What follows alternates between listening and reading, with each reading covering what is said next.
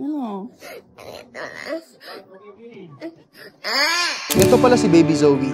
2 taon na siyang lumalaban sa sakit na acute lymphoblastic leukemia. Isa po itong cancer sa dugo. At siya ang isa sa mga pinakamatapang na bata na nakilala ko. Dahil sa hirap na sakripisyo na pinagdadaanan niya at sa laki ng gastusan sa gamutan sa kanyang chemotherapy, nagulat po ako dahil sumali siya sa ating 1M Social Media Challenge. Grabe, sobrang nakaka-proud po itong batang ito. Ngayon, kung hindi man po siya pala rin na manalo ng 1 milyong piso, meron pa rin po kaming regalo para sa kanya. Kaya agad kaming pumunta ni Carlene sa bahay nila sa Pampanga para masilip si Baby Zoe. Oras natin, 1:00 ng madaling araw. Sobrang late kaya. Pagdating namin sa bahay nila, mahimbing na ang tulog ni Baby Zoe. Parang pinalaking Baby Lucas ha. Opo, siya. Sabi nga po nila eh. Actually, G, si Baby Zoe napagod daw kakahintay sa atin. Baby Zoe, dito na kami. Watch mo na lang to pag-gising. Thank you po sa mainit na pag-welcome po sa amin ng wife ko po. Salamat sa Diyos talaga. Iba po ang social media. Totoo po, malaking tulong po. The best po talaga. Dahil dun sa case po ni Zoe, milyones po ang perang kinakailangan na po Kuya Bon, ate. Nasa private hospital po kami. Kamusta ang stage at sitwasyon po ni... Bali po, nasa 3 times a week pa po kami nagkikimo. Bali, mag-1 year na po siya this coming May.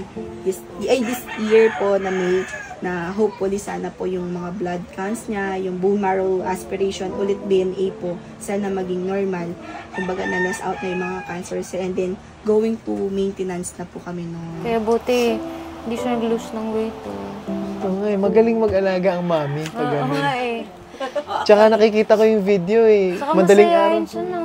Pinapakain madaling araw kung anong gusto niya. Fries, ganun. Actually po, nag-resign po ako. Nag-work po ako dati before sa Chowking as a manager. Nag-resign po ako para po sa kanya. Dahil solo parent po. Sino mag-aalaga po sa kanya? Kaya talaga nag-give up po talaga ako. Kasi sa case po niya, hindi po basta-basta. Kaya rin po kami nagpunta rin dito, Mami Elaine. Yun, makapagkwentuhan po sa inyo kahit saglit po. Yes. Tapos makamusta po kayo. Magbigay rin po ng lakas. Hindi lang po sa iyo, Mami Elaine. Pero kay Baby Zoe, tsaka para sa lahat. Kasi marami pong may case po ng katulad ni Baby Zoe. Siguro ako, isa din po ako magiging blessing sa inyo and then magiging blessing po ako sa kanila. Parang ganun. Kumbaga sharing the blessing po, ganun lang po siya. Sabi ko, pag binigay ni Lord, sabi ko, mag-share tayo, sabi ko po ganun. Kaya yun po, blessing from the God po kayo. Kay Baby Zoe, Kuya Bon, and Ma'am Carly. Umpisa pa lang to mami, talagang bubuhos ang blessing ni Lord. Thank you po. Ito po yung Mami niya po. mama ko po. Sila po ang parang karamay ko po kay Baby Zoe dahil ako po ay solo parent na po. Ayan. Buti nandiyan ang parents. Yes. Kasi iba talaga alaga ng lola at lolo. Totoo po yun. Yung ngiti niyo po, Mami Elaine, may nakatagong ano po dyan eh. Something. Kaya itago po natin yun. Kumbaga ba, yung nakatago pong something na darkness po sa smile ni Mami Elaine. Alam ko po yung lungkot, yung suffering. Makita niyo po yung kalagayan ni Baby Zoe. Hindi po dapat mapalitan to ng duda. Pumunta po kami dito, Mami Elaine, kasi yung gift po namin, hindi lang material thing. Mga Bible verses din ni God. Yes. Sa Bible, there's a father. Humingi siya ng miracle kay God na mapagaling yung anak niya. Pero may doubt siya eh. May doubt siya kung kaya ba talaga ni Jesus pagalingin yung anak niya. Pero no choice siya but to ask for a miracle, to ask for help. Pero sabi nga ni Jesus sa kanya na parang, tinatanong mo kung kaya ko ba talaga? Sabi niya sa Mark chapter 9 verse 23, anything is possible if the person believes. Ikita ko kay Mami Elaine, you have a strong faith kay God. Amen, amen. Kaya in Jesus' name, Baby Zoe will be healed. Amen. Amen, amen, amen, amen. And at the same time, Mami Elaine, hindi lang po kami nandito to support, but to be a prayer warrior po sa atin. Iba yung prayer talaga. Yes. Mami Elaine, alam ko naiiyak ka. Alam mo kung bakit. Iba po yung love ni Lord. Yes. Iba yung spirit of the God talaga. Amen.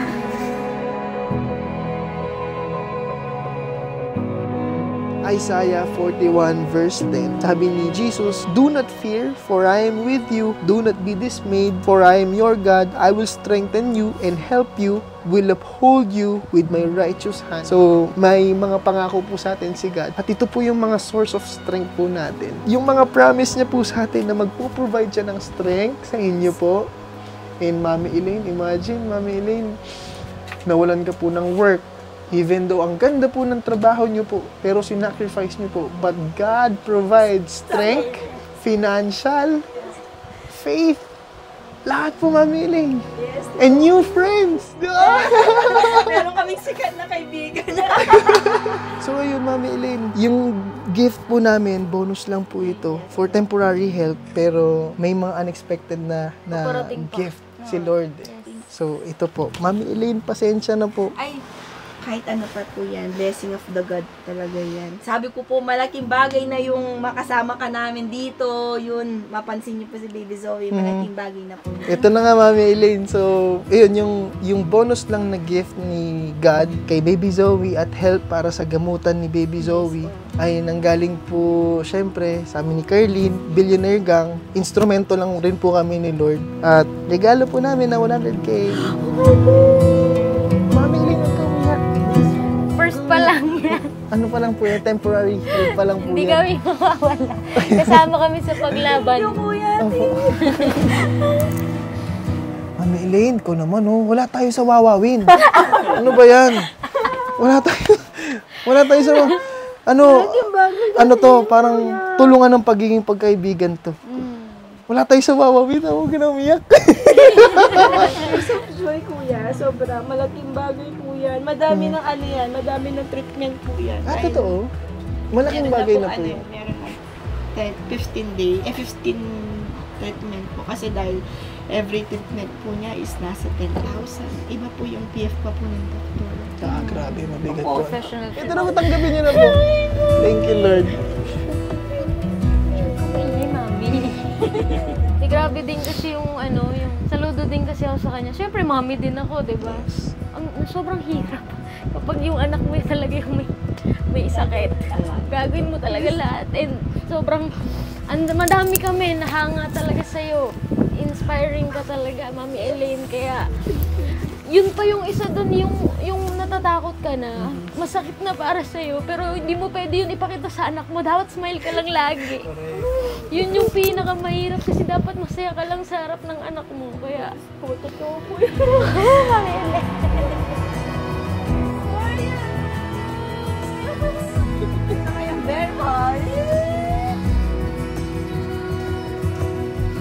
Thank you kasi naging instrumento kayo ni Lord. At salamat sa mga tao na nag-mention, nag-comment po para mapansin niyo po kami. Kaya masaya po puso namin. At Praise God. galak na galak po. May blessing. At marami na po siyang pang-chemo. Ang daming nagmamahal kay Baby Zoe. Di ba sa mga comments pa lang? Yan, so, hala, habang tulog si Baby Zoe, sasamantalayin ko na to. Oh, ito, message ko kay Baby Zoe. Baby Zoe, ayan, andito na si Tito Ninong mo. Nandyan si Tita Ninang mo, si Ate Carlene mo.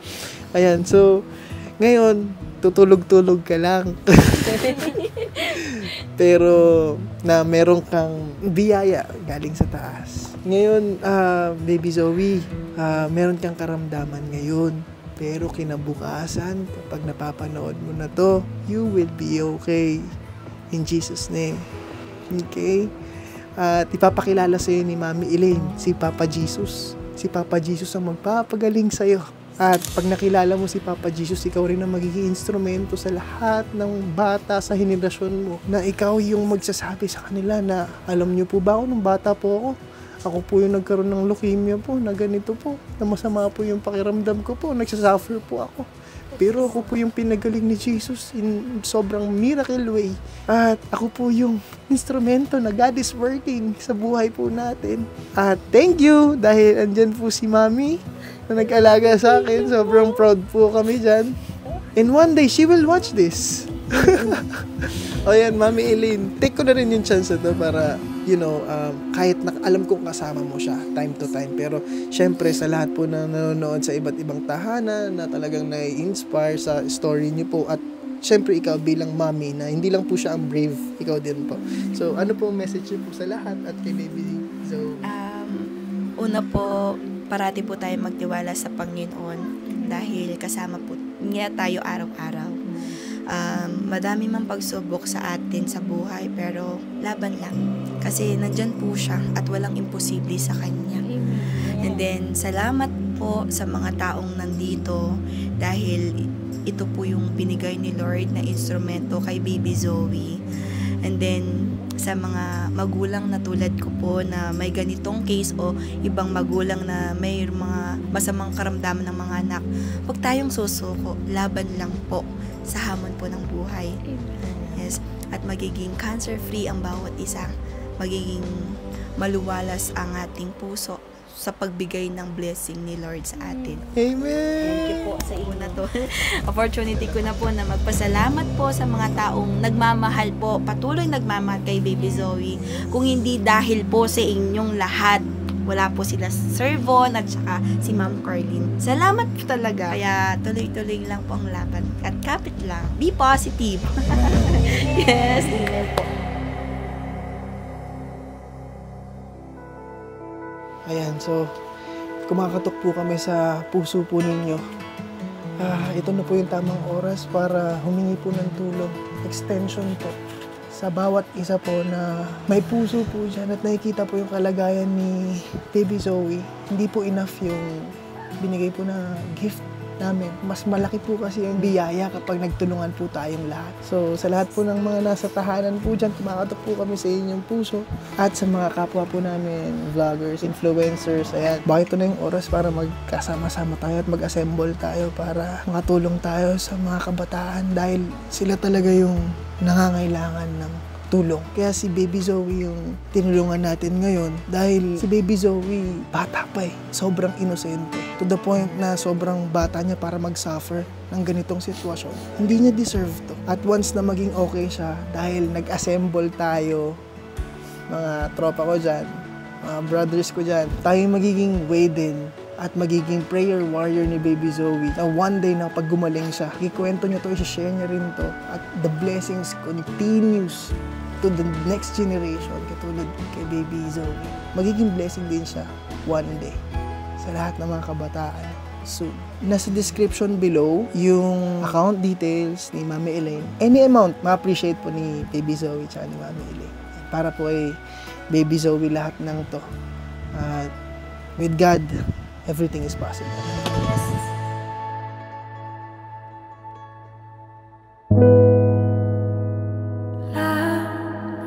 Lord God, Heavenly Father, thank you for this day that you have given to us. Lord, maraming salamat po dahil nandito po kami kila Mami Elaine para ma-meet si baby Zoe, Lord God.